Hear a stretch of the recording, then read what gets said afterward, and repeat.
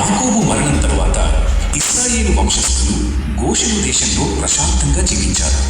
వారు విస్తరించారు. వారి మందలు పెరిగాయి. వారి కుటుంబాలు పెరిగాయి.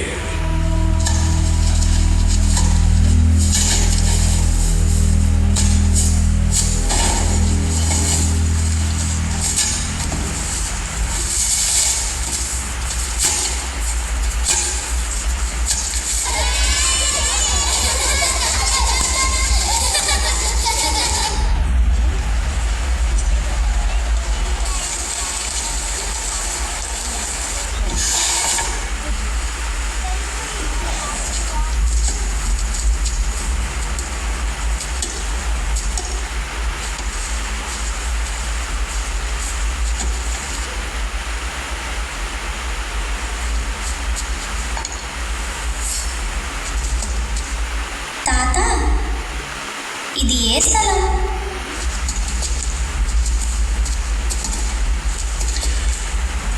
ఇక్కడే మన చరిత్ర ఉంది.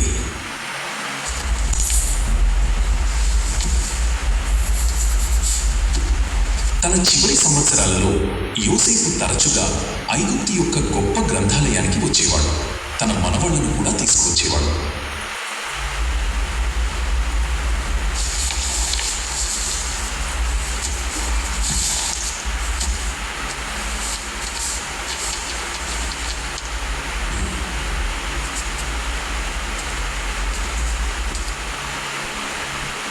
ఈ గ్రంథం మన పితామహుడైన అబ్రహాము కథను చెబుతుంది.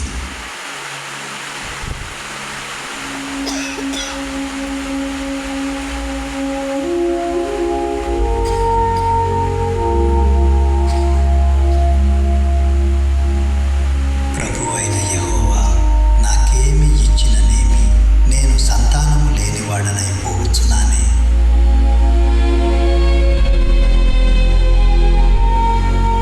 అబ్రాము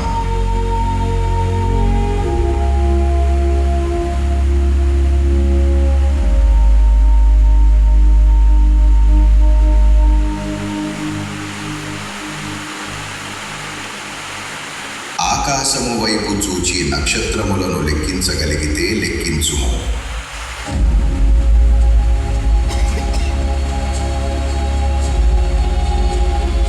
నీ సంతానము ఇట్లుండును.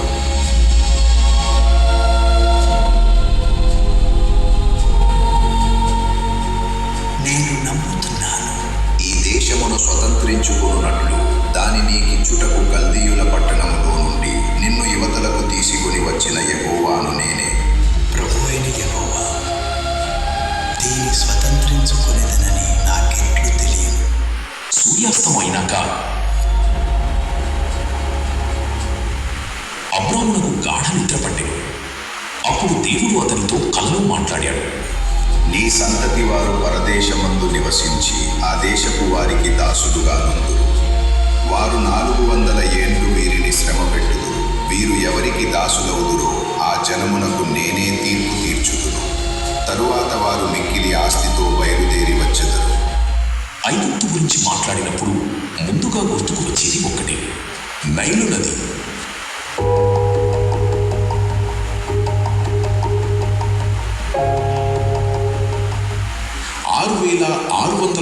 కిలోమీటర్లకు పైగా విస్తరించిన ఈ నది ఆఫ్రికా హృదయంలో పుట్టి 11 దేశాల గుండా ఉత్తర దిశగా ప్రవహించి చివరకు మధ్యధరా సముద్రంలో కలుస్తుంది. ఐగుప్తు చరిత్ర క్రీస్తు పూర్వం 3100 ప్రాంతంలో ప్రారంభమైంది. నార్మర్ అనే రాజు ఎగువ దిగువ ఐగుప్తులను ఒకే కిరీటం కింద ఏకం చేశాడు. ఆ తరువాత 30కి పైగా రాజవంశాలు ఐగుప్తును పాలించాయి. నార్మర్తో ప్రారంభమైన రాజవంశాల పాలన దాదాపు 3000 సంవత్సరాల తరువాత క్రీస్తు పూర్వం 30లో క్లియోపాత్రాతో ముగిసింది. మొత్తంగా దాదాపు 190 మంది ఫరోలు ఐగుప్తు సింహాసనాన్ని అధిష్ఠించారు. 4వ రాజవంశంలో ఫరో ఖుఫు గిజాలోని మహా పిరమిడ్ నిర్మాణాన్ని ఆజ్ఞాపించాడు.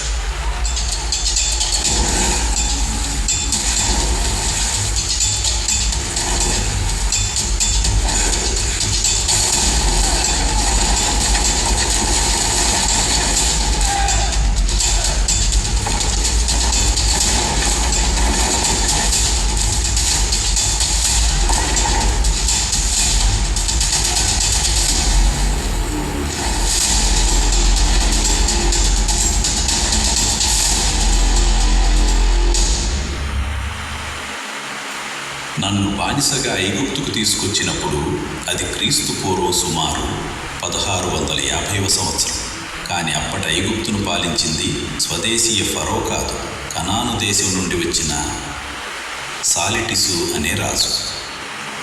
13వ రాజవంశం నాటికి కరువు, నైలు వరదల క్షీణత, అంతర్గత కలహాలు ఐగుప్తును బలహీనపరిచాయి. అదే అవకాశంగా కనాను దేశానికి చెందిన పాలకులు ఉత్తర ఐగుప్తును స్వాధీనం చేసుకుని అవారిసును తమ రాజధానిగా చేసుకున్నారు. అప్పటి నుండి వారిని హిక్సోస్ అని పిలిచారు. తరతరాలుగా ఆ విదేశీయుల సమాజం విస్తరించింది. వారితో పాటు కొత్త ఆలోచనలు, కొత్త సాంకేతికత, గుర్రపు రథాలు, శక్తివంతమైన విల్లు, కొత్త ప్రభావం ఐగుప్తులోనికి ప్రవేశించాయి. నా సమయం సమీపించింది, కానీ దేవుడు మీకు తోడుగా ఉంటాడు. అబ్రహాము, ఇస్సాకు, యాకోబులకు వాగ్దానం చేసిన దేశానికి మిమ్మల్ని తీసుకువెళ్తాడు.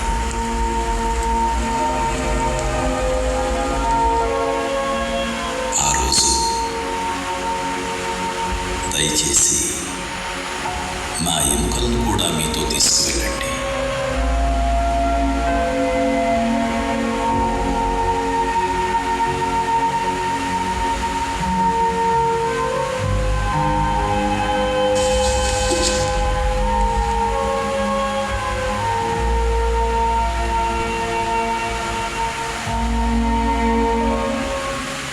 యోసేపు తన కుటుంబాన్ని కరువు నుండి రక్షించాడు. గోషెను అనే ప్రాంతంలో వారిని స్థిరపరిచాడు. 80 సంవత్సరాలు ఐగుప్తుకు ప్రధాన అధికారిగా సేవ చేశాడు. మరణించిన తరువాత ఆయన దేహాన్ని ఐగుప్తులో భద్రపరిచి శవపేటికలో ఉంచారు. దేవుడు తన ప్రజలను స్వదేశానికి నడిపించే రోజు కోసం ఆయన ఎముకలు అక్కడే ఎదురు చూశాయి. అబ్రహాము వాగ్దానాన్ని పొందాడు. యోసేపు దానిని సంరక్షించాడు. మోషే దానిని విమోచన వైపు నడిపించాడు. ఇదంతా దేవుని దివ్య ప్రణాళిక.